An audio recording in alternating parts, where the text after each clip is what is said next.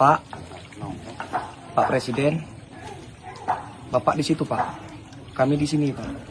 Ini kondisi Aceh Utara sekarang Pak. Kalau memang ini masih layak jadi perkampungan Pak, tolong dibantu Pak. Kami sangat membutuhkan Pak. Kami di sini kelaparan, konsumsi minim.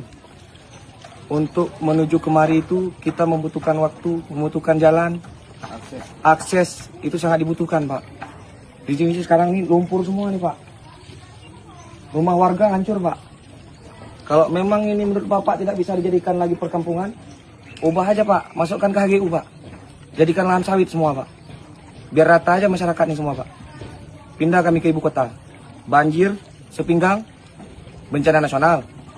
Aceh, Lulu Lanta, tidak seberapa, belum patut dijadikan status bencana nasional.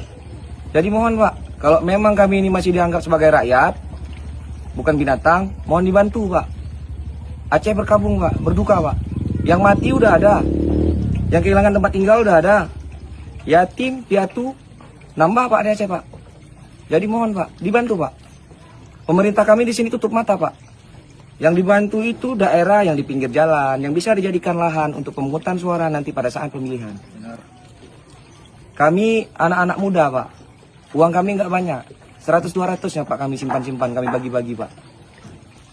Udah Pak, cukup sekian Pak, saya nggak bisa ngomong Pak.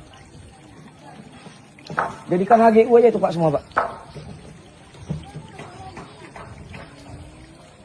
Itu dapat bantuan kami alat berat tenggelam Pak. Jadi Bapak bayangkan aja sendiri Pak, di mana dalamnya lumpur yang kami hadapi, yang harus kami pindahkan untuk kami bangun rumah Pak. Kalau tanpa bantuan pemerintah Pak.